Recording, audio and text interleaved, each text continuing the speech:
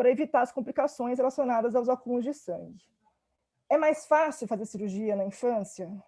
É possível que tecnicamente seja, porque as distâncias entre a vagina e o períneo são menores do que no adulto. Nas reconstruções penianas, as ereções são menos frequentes na infância, isso diminui o risco de fístulas uretrais e deiscências cirúrgicas, mas não está nada muito comprovado, na verdade. E aí, quais seria tem algum espaço para cirurgia na infância? Qual a idade que a gente poderia considerar que os pacientes possam opinar ou decidir sobre seus próprios corpos? São essas dúvidas que me permeiam hoje em dia como cirurgiã. Hannah, hoje, na fala de manhã, ela me acolheu quando ela disse que responder perguntas nem sempre é fácil. E eu também acho que não são fáceis. Não acredito em respostas nem simples nem definitivas. Acredito num cuidado de um paciente intersexo deva ser multi- e interdisciplinar, respeitando as singularidades das diversidades que são todas as DDS e de cada indivíduo. O cuidado deve ser pensado desde o nascimento, assegurando um acolhimento para essas famílias, que o diagnóstico seja garantido, que às vezes a gente tem problemas com o diagnóstico, que a gente consiga dar todas as informações possíveis sobre os corpos, sobre a saúde para esse paciente e para essa família, para que essas pessoas, né, os indivíduos, os pacientes de intersexo saibam contar suas próprias histórias, sem roubo de histórias, que apareceu muitas vezes nos depoimentos de hoje de manhã. Que a gente pense numa transição adequada desses pacientes dos ambulatórios pediátricos para a vida adulta, assegurando que esses serviços de acompanhamento na vida adulta estejam preparados para atender às especificidades e complicações de cada condição clínica, porque esses pacientes terão muitas complicações, né, na vida adulta, muitas necessidades de atendimento, né? Além do segmento clínico, obviamente, tem as necessidades cirúrgicas, seja para realização de neovaginas, seja para tratar as estenoses vaginais que são comuns, seja para tratar as queixas urológicas, como incontinências urinárias, as infecções urinárias, e sobre sexualidade, fertilidade e reprodução. E para tudo isso, é necessário que a gente garanta um treinamento de todos os profissionais envolvidos no atendimento e acolhimento desses pacientes e de suas famílias de uma maneira integral. Como educadora, eu vejo a importância em falar sobre esse tema com meus estudantes, como o Magnus falou, os meus residentes e os meus próprios filhos. Falar sobre as questões médicas, mas também provocá-los com a frase que a Bray nos traz: mudar a sociedade, não os corpos das pessoas intersexo. Quero agradecer muito por todas as histórias que aqui hoje vocês me contaram, e que muitas que eu vou ouvir ainda de vocês. As histórias afetam, mudam a sociedade e adiam o fim do mundo. Doutora Mila, obrigada. Como o Magnus falou, é importante que a gente tenha uma busca por mais Milas nesse Brasil, né? Porque está difícil. Oh, meu Deus, a medicina parece um lugar que parece assim, um deserto do Saara, você está buscando água e você parece que não encontra, né? Mas tem uns Magnus, umas Milas que dão um pouquinho de água para a gente e dá para beber. Mas eu fico com muita felicidade de poder ouvir você. E eu agora vou chamar aqui uma mãe de uma pessoa intersexo, que é a Cássia. Cássia, você tem 10 minutos para falar conosco. Ai, que pena que eu queria ficar falando até... Gente, eu sei. A gente gosta de falar, mas não dá, tá, né? Junto com vocês. Ouvindo todo mundo, eu estou ouvindo desde o início, cada depoimento, cada fala, cada profissional. Mas está faltando aqueles que são do contra, né, gente? Que eu gosto de ver uma rinha de vez em quando. Mas tá bom, a gente está indo. E Mila do céu, Deus te abençoe, te livre, te guarde para todos sempre. Amém. Juntinho com o doutor Magos e os outros doutores todos que estão por aqui. Que bênção, que maravilha. Sim, eu sou mãe de uma pessoa intersexo, trans travesti. Eu passei na fila, assim, algumas vezes, eu não, né? Gosto da diversidade mesmo. Ouvindo vocês, eu já tenho um caminho aí na minha fala, que eu estava aqui pensando. Magno tocou na anormalidade. Isso é uma coisa que pesa muito, né, na vida dessas pessoas todas. E imagina uma criancinha, um bebezinho, nasceu e a mãe ali 9 meses gestando naquela folia, naquela coisa, naquela esperança, expectativa, e joga tudo em cima do coitadinho do nenê que está na barriga, que já é uma coisa errada, né? A mãe já teria que se cuidar, a cabecinha, antes disso, porque é muita expectativa em cima da vida do outro. Mas tá, nasceu, é assim? E aí, é anormal. Então, essa mãe que idolatrou, que está sonhando, que acha que é sua a criança, que geralmente se utiliza essa expressão, minha criança, olha só o nível, minha, né? E jogou tudo em cima da criança, aí chega lá, não era nada daquilo. E aí tem que cuidar, né? Tem que tratar dessa cabecinha. Eu ando estudando aí, fazendo curso com os psicólogos, porque eu tenho um grupo de famílias de pessoas trans. Eu vejo as famílias precisando de um acolhimento e de um divã, antes de botar as crianças no divã, entendeu? O que acontece? A cabeça dela está tão formatada que nasce, a criança começa a se identificar como trans, vira o bicho de 7 cabeças dentro da família. E aí a pessoa começa a olhar a sociedade como algo que está lá fora, lá na janela, a sociedade lá. Não, eu sou a sociedade. Então, por que é que eu, sociedade, vou falar que minha criança trans tem que ser patologizada, tem que ser tratada, porque a sociedade está me assustando? Não, eu sou a sociedade. Então, eu falo, gente, peraí, que não é assim, não. Deveria ser esse o meu papel, de protegê-la e não de me esconder atrás de uma patologia. Aí você pensa que essa criança é intersexo. Antes da questão trans. Meu Deus do céu, que pesadelo. Para onde está sendo encaminhada essa criança intersexo? Vocês citaram aí cirurgias, né? Fizeram uma explanação maravilhosa. Aí eu pergunto, depois que essa criança foi atendida, ela já não é mais um recém-nascido, ou ela está operada ou não está operada, mas é intersexo. Aí ela se identificou como trans. E aí? Quer dizer, além do pesadelo que jogou a bomba no colo da família, resolve e pressiona, tem que ser operado, porque, não vou nem falar a expressão, mas tirou né, tem que ser operado, a família assusta, tá bom, vamos operar, aí passou tudo isso, a criança é trans, e agora? Vamos lá, procurar, agora nós vamos tratar o gênero, primeiro tratou o genital, agora vai tratar o gênero. Gente, participei recentemente de um curso pela ABRAE, deixa eu ver o nome do curso aqui, que é bonitinho o nome do curso. O que precisamos saber para boas práticas junto a pessoas trans e intersexo, né? Psicólogos, eu gosto muito dessa área, já me falaram, vai estudar, eu estou até namorando com essa área. Mas, assim, para entender a cabeça do ser humano, porque minha filha está 24 horas, né, na mira do ser humano. E que cabeça é essa que está mirando minha filha? Então, eu me interesso pela cabeça das pessoas, aí vou eu. E fui pela ABRAE ouvir, então estava lá o doutor Sadé.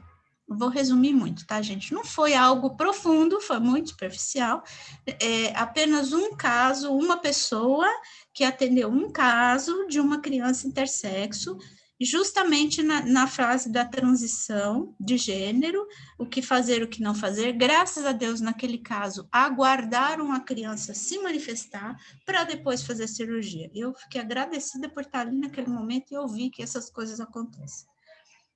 Mas eu questionei o doutor Sadé se o ambulatório de gênero do HC, o Antigos, se atende crianças intersexo. A resposta foi bem assim, simplesinha, não. não se estendeu, eu estava com o nome de participante de Abrai, então, assim, não houve conversa, ele só respondeu isso, tá bom. Então, aí eu lanço o questionamento aqui, a Abrai participa lá da discussões de saúde, né, na comissão da saúde do LGBT, então vamos lançar mais essa, para onde está indo, qual é o caminho que se sugere, qual o caminho dado para essa família que está com uma criança intersexo com transição de gênero, né? Não sei, existe um caminho para antes, a gente está tentando uma cartilhazinha que oriente essas mães, que chegue nos médicos, que chegue nos hospitais, para que essa mãe saiba até onde vai a obrigatoriedade de uma cirurgia, como bem explanou a Milha aí. Aí, para que ela tenha embasamento para decidir, porque joga no colo da mãe e do pai, vai cirurgiar ou não vai. E depois disso, e a transição dessa criança? Se aqui a referência, que é o HC, diz que não cuida, não recebe, não atende crianças intersexo, quem está atendendo? Onde está indo? Aí eu fiquei assim, mais do que curiosa. Então, se estamos aqui discutindo, graças a Deus tem pessoas de saúde aí super interessadas, estava acompanhando a gente aqui, não sei se ainda está, o Adalberto, já vamos lançar esse questionamento, tá, Adalberto, lá na nossa comissão. Qual é o caminho? Os postos de saúde, os ambulatórios, como é que está a questão da criança trans? A criança trans intersexo também. Elas estão sendo acolhidas? E mais uma coisa que eu quero cutucar vocês aqui também. E a família? Ah, a criança trans vai fazer transição, então vamos acompanhar e ela vai ser observada, porque pode ter muita variação, pode ser, chega lá nos 12, 16, tudo bem, vamos acompanhar, vai seguir no rumo. E a família? Eu tenho esse grupo, é meu, iniciativa particular minha, eu tenho um grupo de famílias de pessoas trans travestis. Elas não sabem nada, zero. Elas chegam sem saber nada, elas chegam no zero, atormentadas. Visível, quase todas ali fazem um acompanhamento, ou a gente indica uma terapia, que é para servir de bengala temporária, que é para aquela pessoa se capacitar, se conhecer e conseguir reagir a tudo isso. E lidar com tudo isso. Mas e os caminhos, e os órgãos públicos, como é que está isso? Estão lidando a criança só na base da pesquisa ou está acompanhando a família também? Porque é a família que decide, né? Até os 18, a família vai ter que assinar, ou 16. A família está sendo orientada? É mais um questionamento que eu vou deixar aqui, porque eu não me conformo. Posso falar mais? A minha já deu.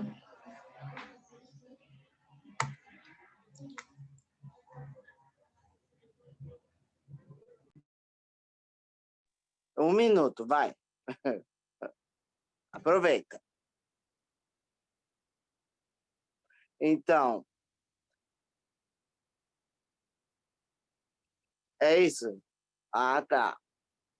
Eu vou jogar uma questãozinha. Olha só, Cássia, você trouxe uma questão que é essa coisa da família trans e a família intersexo, né? Aí os meus pais, vou contar a história deles porque eu acho importante. Os meus pais tiveram um filho, essa criança aqui, em 1982. Quando os meus pais chegaram, primeiro que a minha mãe, ela teve uma ótima, eu sei, a Mariana vai falar já, mas só explicar porque eu acho importante.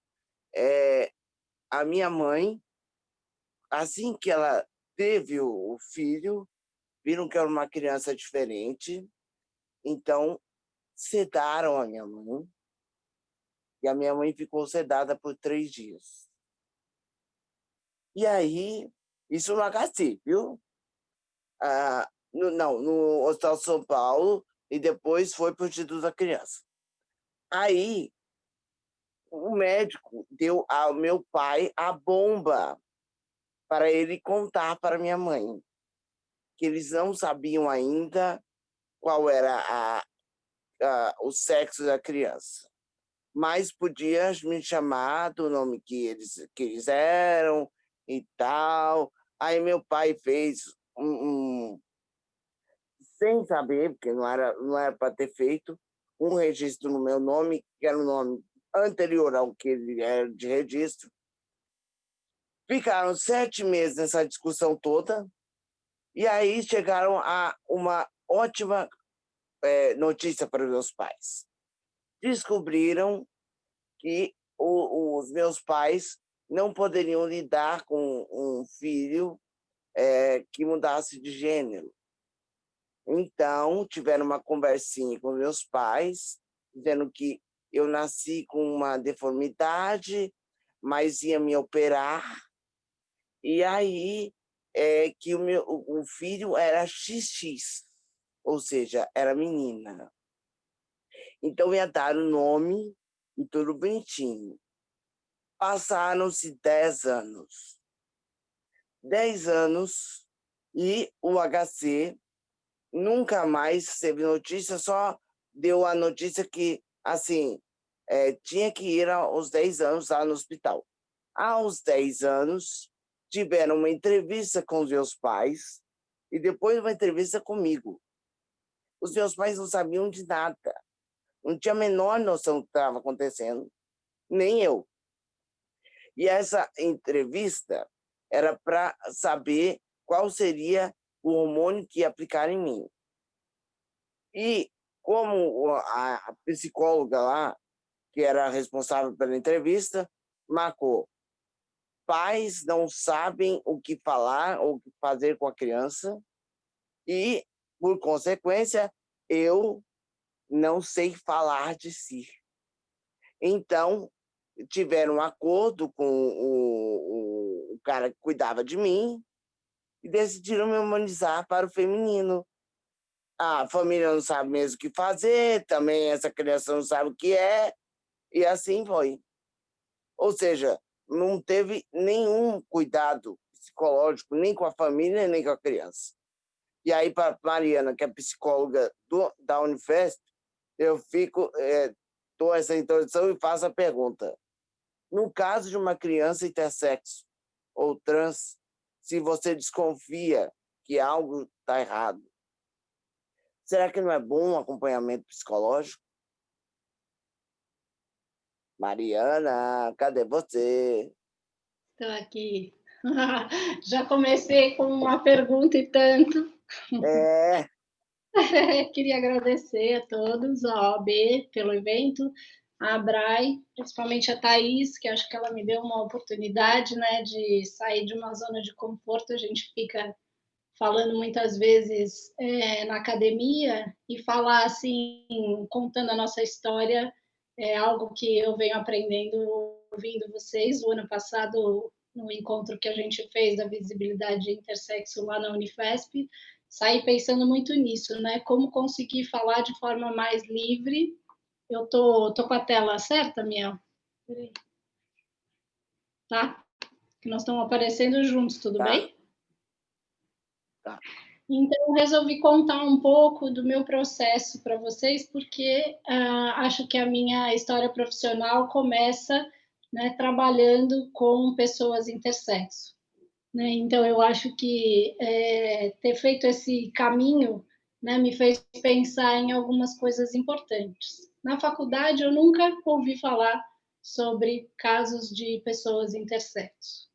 Fiz um ano de aprimoramento em psicologia hospitalar lá no HC, no Instituto da Criança, e somente no fim do meu estágio é que eu fiquei sabendo que uma das psicólogas coordenava, junto com a endocrinologia, um grupo desses pacientes. E aí eu arrumei meu primeiro emprego, né, junto no Hospital Infantil Darcy Vargas, né, a minha ideia era trabalhar com crianças que tinham problemas, né, que se tratavam de câncer, né? Mas, para minha surpresa, quando eu fui procurar esse trabalho com uma psicóloga que eu tenho assim muito querida na minha profissão, que é a Miriam Ramalho, ela me diz, não, você vai ser responsável para trabalhar em 2 clínicas, a endocrinologia e a cirurgia pediátrica. Bom, vamos lá, não tinha a menor ideia do que isso significava, e para minha surpresa, quando eu fui conversar com o cirurgião, ele me faz o seguinte pedido, né? A gente chama isso de demanda. Ele diz, eu não posso mais entrar no centro cirúrgico e ter uma criança anestesiada, e assim que eu pergunto para ela qual é o nome dela, ela me diz um nome diferente do que a gente vai fazer aqui com ela. Eu não posso mais dormir em casa sossegado, sabendo se eu estou ou não fazendo o que eu devo fazer. E aquilo já, o que ele está querendo dizer com isso? Né? Que incômodo é esse? Né? E, para minha outra surpresa, esse mesmo hospital tem um grupo de pais, que chama Grupo Vida, que foi formado pela escuta de uma das médicas endocrinologistas, que teve um conjunto de mães numa mesma enfermaria, e ela se deu conta que aquelas mães conseguiam conversar sobre, né, o que estava acontecendo com elas, e aí ela decide, então, por que é que nós não vamos ouvir essas famílias, por que é que a gente não amplia esse trabalho e cria, então, esse grupo. Né? Então, eu acho que eu comecei já com uma equipe bastante humanizada e cheia de perguntas. Né? Eu acho que a Hannah colocou isso, foi bastante emocionante de manhã. Né? Então, foi assim que eu comecei, né? E de alguma forma, quando eu fui procurar o que significa cuidar, né? Então, significa meditar com ponderação, cogitar, pensar, ponderar, reparar, atentar para, prestar atenção em. E aí, acho que foi nesse processo que foi me caindo a ficha do que eu tinha escolhido para trabalhar como profissão. Quando, numa conversa informal com uma assistente social, eu disse para ela, puxa, aqui nesse hospital ninguém nunca me chama para uma festa, para uma confraternização. As pessoas sempre me chamam quando tem um problema, uma morte, alguma angústia, alguma dúvida. E ela me olhou e me disse, para que mesmo que você se formou? Né? E aquilo, acho que eu estou contando essa história porque eu acho que a gente vai construindo a nossa identidade profissional, a gente vai entendendo aos poucos qual é a nossa principal ferramenta, que é a escuta. Né? E aí, para contar para vocês que quando eu começo então em 2002, né, e o Consenso de Chicago, que é um protocolo que faz uma diferença e uma introdução dos direitos humanos, né, pelo movimento ativista internacional, somente em 2006. Né? Portanto, quando eu começo a trabalhar nessa clínica, né, eu fui apresentada a essas crianças, esses bebês, como situações de emergência psicossocial. Né? Era uma urgência médica, ou seja, tinha que se trabalhar com rapidez. Né? Então, a ambiguidade genital, como era nomeado na época, hoje a gente chama atipia genital, né? Para aquilo que não é típico, né? De alguma forma era considerada e comparada ao lábio leporino, problemas congênitos do coração. Então, se a gente corrigia isso, por que a gente não ia corrigir a genitália? Né? Então, é importante lembrar que, para esse momento, quais eram as referências no campo da psicologia? Né? O Amiel já colocou. Né? O Money foi um psicólogo, né, que estudou e cunhou o termo gênero, em que ele dizia que a identidade de gênero de uma pessoa ela era dependente totalmente da educação da pessoa. Então, se a gente ajudasse a, de alguma forma, né, fazer com que essa criança se entendesse como homem, como mulher, a gente estaria garantindo uma saúde mental.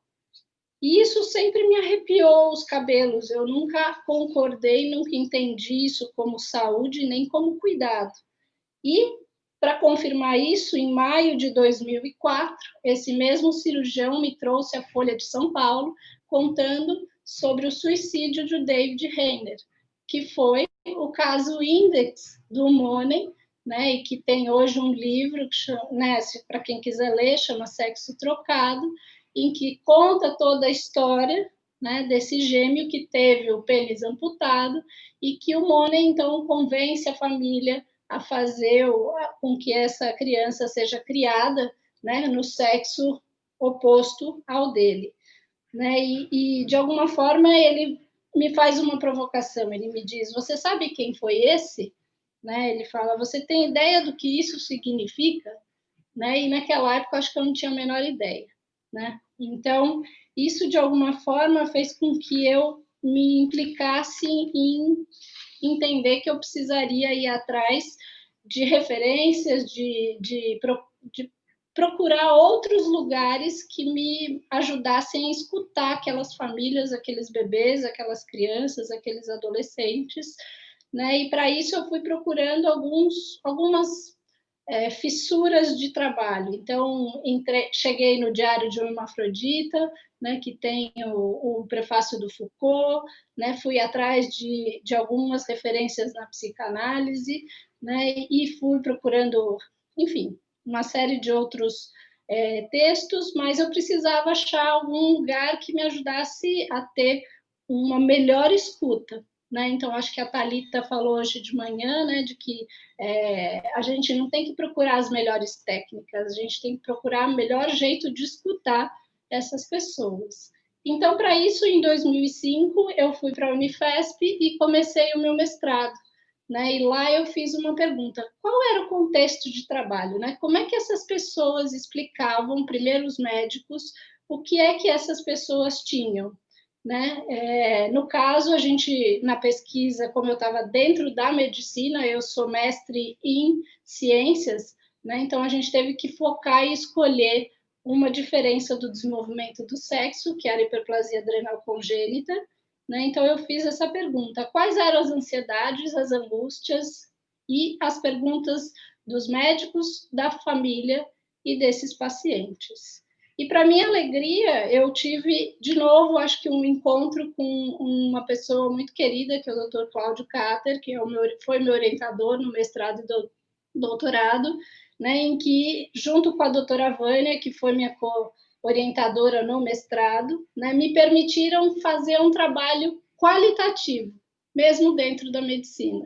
Né, para poder, de alguma forma, mesmo naquela época, ainda sendo chamado anomalias do desenvolvimento do sexo, essas pessoas pudessem ter voz. E lembrando que os médicos também tinham que ter voz, né? Porque o que eu fui entendendo é que se a gente quer cuidar, a gente precisa cuidar de quem cuida. E aquelas pessoas diziam uma série de pressupostos ou preconceitos de que quanto menos a gente falar do assunto, melhor é. Né? Então, para isso, eu não falo com a família não fala com o paciente, e que, para minha surpresa, então, isso cria um efeito dominó, porque aí essa pessoa também não fala nem para a família e nem para o médico. E aí, eu, junto com esse trabalho, né, eu acabo ficando com uma impossibilidade de trabalhar no Darcy Vargas, porque a psicologia ela está lá no Conselho Federal de Medicina como uma parte importante nas equipes multidisciplinares, mas elas são raras. Né? Em de 7 centros que eu entrevistei profissionais médicos, né? E, tá bom, vou correr aqui, eles não têm psicólogos dentro das equipes. Né? Então, isso era muito complicado. Então, a minha formação ela é toda misturada, imbricada com a pesquisa. Né? Então, eu continuo até hoje lá na Unifesp como pesquisadora e tive o desafio, só para encerrar, de criar, então, uma escuta, né, da psicologia dentro de um ambulatório que nunca teve um psicólogo. Né? Então, a gente fez um trabalho junto com os residentes e junto com os pacientes adultos, que isso eu queria dizer para vocês, né, que o direito de resgatar a própria vida é um trabalho que tem que ser necessário, mas ele não pode ser algo, você não pode obrigar ninguém a fazer isso. Isso tem que ser um convite. Né? Então, a gente sabe das feridas e das dores que essas pessoas passam, então a gente oferece, de alguma forma, alguns subsídios numa primeira escuta de poder localizar essa pessoa dentro da instituição. A gente faz um convite para ela entender como a instituição funciona, aonde ele está, em que momento, e se a partir disso essa pessoa tiver uma demanda para poder querer falar sobre si próprio, né, e poder olhar sobre o que os pais, principalmente depois do Consenso de Chicago, né, as famílias guardam todos esses exames, que essa pessoa possa ser acompanhada nessa viagem, né, do que muitos chamam de caixas de Pandora, que a gente possa encontrar esperança, abrindo junto com eles de forma mais ativa e bastante cuidadosa e tendo uma escuta bastante subjetiva para cada um deles. Tá bom? É isso. Obrigado. Eu me emocionei com a sua fala, porque toda vez que assim, não só por causa da tese e tal, mas logo quando eu comecei a minha investigação sobre a intersexualidade, a história do David Heimer toda vez mexe comigo. Ele mexe a minha alma. É tudo lindo para mim, mas é assim, quando que a sociedade médica ela ainda nos destrói por dentro e ela acha que tudo bem que ela fez. Não está tudo bem que ela fez. Então, eu acho que as perguntas que a gente tem são as perguntas que a Cássia nos fez, né? E eu acho que, assim, eu vou abrir agora 5 minutos para vocês responderem, e aí depois eu passo para a Thaís e a gente vê aí como vai ser o resto. Então, vocês respondem aí a pergunta da Cássia, porque eu acho que ela deixou umas perguntas bem importantes, né? Quem cuida de quem tem que cuidar, né? Eu acho que é um primeiro ponto de partida. Posso emendar, Amiel? Pode. Eu acho que a gente tem essa responsabilidade, né, de levar, principalmente a psicologia, o setting terapêutico nas costas, né? Eu brinco, faço essa metáfora, de que o psicólogo não pode se colocar como aquele que só vai escutar dentro do consultório, no divã. Né? Então, você tem que estar disposto a escutar quem quer que seja, onde quer que você esteja, no corredor do PS, numa sala que eu atendo, por exemplo, lá da Unifesp, que é um arquivo, né? Isso não importa, é a qualidade da minha escuta que vai fazer diferença. Para o médico que tem medo, quando ele olha o prontuário antes de ver quem é a pessoa, né? Então, criar dispositivos clínicos, conversas, abrir fissuras e perguntas, isso é cuidar de quem cuida. Porque se a gente não pergunta para o residente o que ele pensa sobre isso e ele está na formação dele, ele vai ficar morrendo de medo de fazer uma pergunta, então ele vai só trabalhar em cima daquilo que tem um autor que ele diz que é a ordem médica, né? Então não tem uma conversa entre dois sujeitos, tem uma conversa entre instituição médica e doença ou patologia. Então quando a gente retira sujeitos, a gente não tem conversa. Então é muito importante que a gente possa estar atento a fazer, por exemplo, dentro de uma consulta médica em que a equipe médica está lá ensinando o residente a aprender a lidar com tudo aquilo, a gente lembre que aquela pessoa está na sala, que ela está ali, faça com que ela se sinta cada vez mais autorizada a criar suas perguntas e que ela leve essas perguntas, né? A gente dá trabalho, né? Então, quando você... Isso é um feedback que eu tenho, né? Puxa, depois que passou, eles me vêm com 20, 30 perguntas, a consulta demora 1 hora, né? Então, criar uma possibilidade de que essa equipe médica possa passar mais tempo com essa mesma pessoa, porque a gente tem um problema nos hospitais escola, que é a rotatividade de pessoas, né? Então, quando você tem uma rotatividade muito grande, você não possibilita vínculo, né? Então, se eu não tenho vínculo, eu não estou preocupado em saber se a sua queixa ou a sua demanda que você me fez numa consulta vai ser respondida na outra. Eu estou preocupado com o meu aprendizado. né? E na hora que você propõe, então, que o residente passe 2 anos com essa mesma pessoa, você permite um resgate de questões que são subjetivas e são fundamentais, né? E aí você vai poder abordar, para além do qual medicação que eu tomo ou deixo de tomar, questões de relacionamento afetivo, sexual, coisas que a gente levantou sobre tudo isso. Mas para isso depende de um empenho e uma mudança que vai sendo construída ao longo do tempo, né? Então, esse ano, a gente, desde o ano passado, criou um grupo de estudos, por exemplo, na Unifesp, que a gente tem convidado pessoas de diversas áreas para virem discutir com a gente, né? A gente se apoia mutuamente, né? A gente estava aqui pensando, antes de começar essa mesa, um apoiando o outro. Quem vai falar primeiro, quem não vai falar. Então, são pequenas coisas, mas que fazem bastante diferença. Eu acho que a gente tem que cuidar mesmo de quem cuida. Mais alguém quer falar? Eu queria só um detalhe acrescentar aqui que eu esqueci, né? A maior escola que eu tive nesses últimos 10 anos, né? E que me ajudou nesse processo, né? A minha própria caixinha de Pandora, né? Usando o termo que a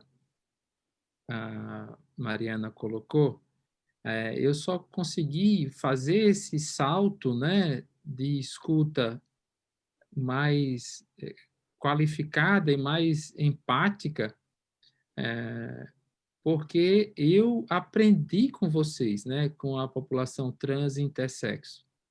Quer dizer, a minha escola não foi... A minha escola, eu não canso de dizer, minha escola, não sei a Mila, mas a minha escola é aquele Simpson, sabe? É a Similará, é a Bruna Benevides, é o Alexandre Peixe, é o Lan Matos, né? É o Amiel Vieira, é a Dione Freitas, é a Thaís, é a Cássia. Quer dizer, são vocês que é a mola, para mim, é a propulsora da transformação, inclusive nós como profissional de saúde. A gente não consegue fazer essa mudança. Tem uma pergunta aqui no chat da Dione, como é que a gente faz essa aproximação? Não tem como, se não for trazido pela mão de vocês, né? Da mão de quem vive essa questão, sabendo que nós não somos todos esses mutiladores, né? Um termo que vocês usam muito e que nos incomoda. Ainda que isso represente o que vocês estão sentindo, e é legítimo, mas me causa dor, né? Porque não é assim que eu penso, e não é assim que grandes pessoas, né, da estirpe da Mila, da Mariana e de vários outros não pensam assim.